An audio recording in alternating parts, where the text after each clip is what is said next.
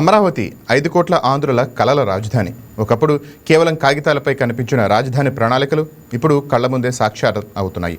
పరిపాలనకు సంబంధించిన భవనాలే కాదు, ప్రజాప్రతినిధులు, మంత్రులు, అధికారులు నివసించే ప్రాంతాలు కూడా ఒక్కొక్కటిగా రూపుదిద్దుకుంటున్నాయి. అమరావతి నిర్మాణంలో మరో కీలక ఘట్టం ఆవిష్కృతం కాబోతోంది. ప్రజాప్రతినిధుల నివాసాల నుంచి మొదలై వేలాది కుటుంబాలకు ఆవాసంగా మారబోయే రోజుల్లో ఆర్థిక కార్యకలాపాలకు కేంద్రంగా మారే అమరావతి రూపం ఎలా మారబోతోంది? ప్రజా రాజధానిగా రూపుదిద్దుకుంటున్న అమరావతిపై వైకే టీవీ ప్రత్యేక కథనం.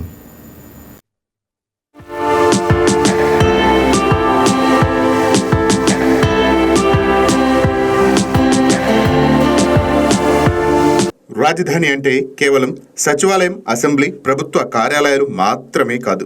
ప్రజాప్రతినిధులు, అధికారులు, ఉద్యోగులు, వారి కుటుంబాలు నివసించే వస్తువులు కూడా అందులో భాగమే.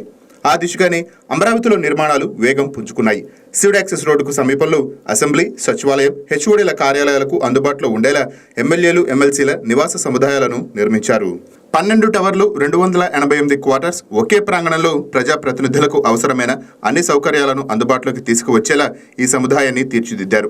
నిర్మాణ పనులు దాదాపు పూర్తి కావడంతో ఇప్పుడు తుది మెరుగులు దిద్దుతున్నారు. త్వరలోనే సాధారణ పరిపాలనా శాఖకు అప్పగించే ప్రక్రియ మొదలు కానుంది. ఆ తరువాత కేటాయింపులు, గృహప్రవేశాలు అంటే ప్రజాప్రతినిధుల నివాసాలతో అమరావతిలో శాశ్వత పాలనా వ్యవస్థకు మరో అడుగు పడబోతోంది.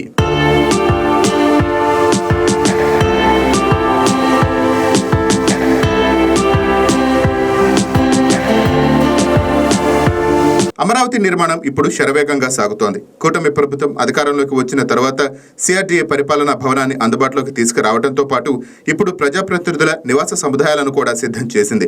ఈ నెల 13న సాధారణ పరిపాలనా శాఖకు అప్పగించే ప్రక్రియ పూర్తి అయ్యేలా ఏర్పాట్లు జరుగుతున్నాయి. ఆ తర్వాత కేటాయింపులు, దసరా నాటికి గృహప్రవేశాలు అంటే ఇన్నాళ్లు అసెంబ్లీ సమావేశాల సమయంలో మాత్రమే కనిపించే ప్రజాప్రతినిధులు ఇక నుంచి అమరావతిలోనే నివసిస్తూ పాలనా కార్యకలాపాలు సాగించే అవకాశం ఏర్పడుతుంది. ఈ నివాస సముదాయాల్లో ఆధునిక సౌకర్యాలతో పాటు భద్రతకు ప్రాధాన్యత ఇచ్చారు. సీసీటీవీ సర్వేలెన్స్, పార్కింగ్, విద్యుత్, నీటి సరఫరా, డ్రైనేజీ, ఇతర మౌలిక వస్తువులు అందుబాటులోకి తీసుకువస్తున్నారు. అసెంబ్లీ, సచివాలయం, హెచ్ఓడి కార్యాలయాలకు సులభంగా చేరుకునేలా క్వార్టర్లను అభివృద్ధి చేశారు. అంటే పాలన ఒకచోట, ప్రజాప్రతినిధుల నివాసాలు మరోచోట అన్న పరిస్థితి కాకుండా ఒకే ప్రాంతంలో పాలనా వ్యవస్థను క్రమంగా స్థిరపరిచే ప్రయత్నం జరుగుతోంది.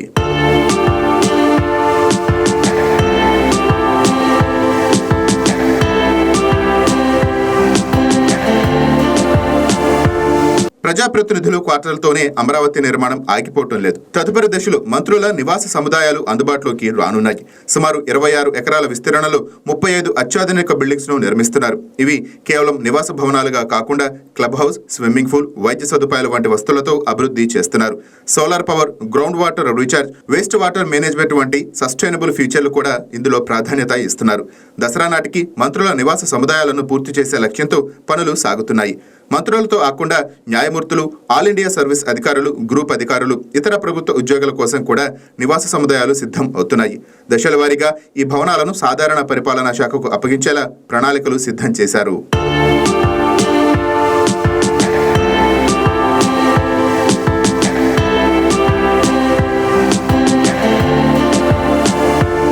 ఎందుకంటే ఒక రాజధాని పనిచేయాలంటే కేవలం ప్రభుత్వ కార్యాలయాలు ఉంటే సరిపోదు.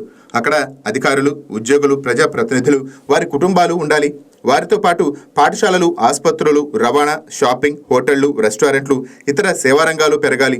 అప్పుడే ఒక ప్రాంతం పాలనా కేంద్రం నుంచి పూర్తిస్థాయి నగరంగా రూపాంతరం చెందుతోంది. అయితే ఎప్పుడో మొదలైన ఈ భవనాలకు ఇంతకాలం సమయం ఎందుకు పట్టిందన్న ప్రశ్నలు వినిపిస్తున్నాయి.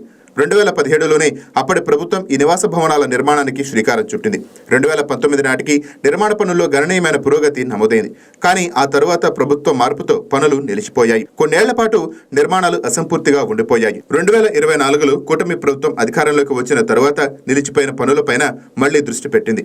ఏళ్ల తరబడి వినియోగం లేకుండా ఉన్న భవనాల నాణ్యతకు నిపుణులతో పరిశీలించింది. భవనాలు వినియోగానికి అనుకూలంగా ఉన్నాయని నిర్ధారించుకున్న తర్వాత మిగిలిన పనులకు టెండర్లు పిలిచి నిర్మాణాలను పూర్తి చేసే ప్రక్రియను వేగవంతం చేసింది.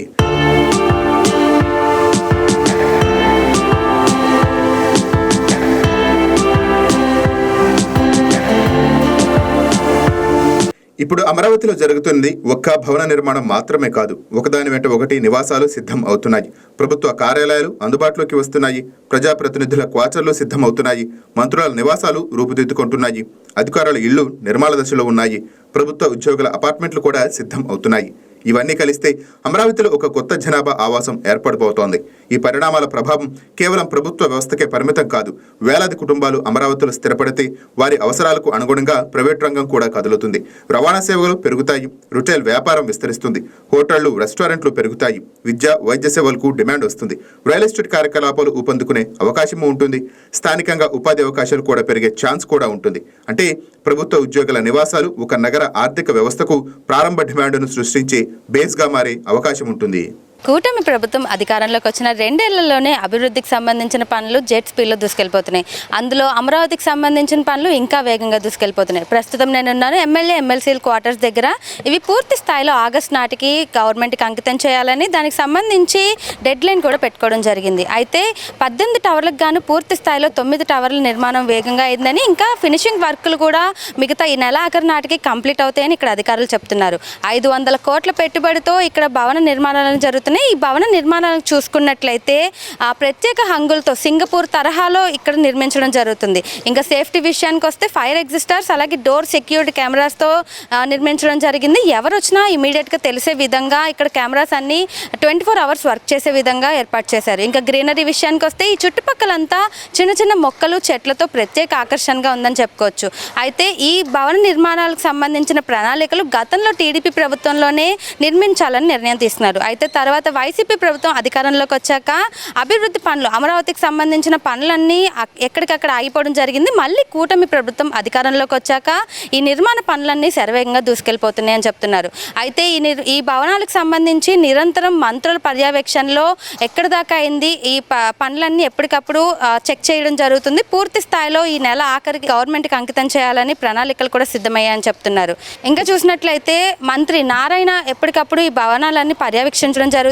పూర్తి స్థాయిలో ఆగస్టు నాటికి ప్రభుత్వానికి అంకితం చేయాలని పూర్తి స్థాయి ప్రణాళికలు కూడా సిద్ధమయ్యాయని చెప్తున్నారు. మొత్తంగా చూసుకున్నట్లయితే అది సెక్యూరిటీ నుంచి సీవేజ్ వరకు ప్రతిదీ చాలా ప్లాన్డ్గా నిర్మించడం జరుగుతుందని, ఎలాంటి అంతరాయం లేకుండా, ఎలాంటి ఇబ్బందులు లేకుండా ఇక్కడ భవనాలన్నీ నిర్మించారని కూడా చెప్పడం జరుగుతుంది. వీడియో జర్నలిస్ట్ పవన్తో హారిక, వైకే న్యూస్, అమరావతి నుంచి.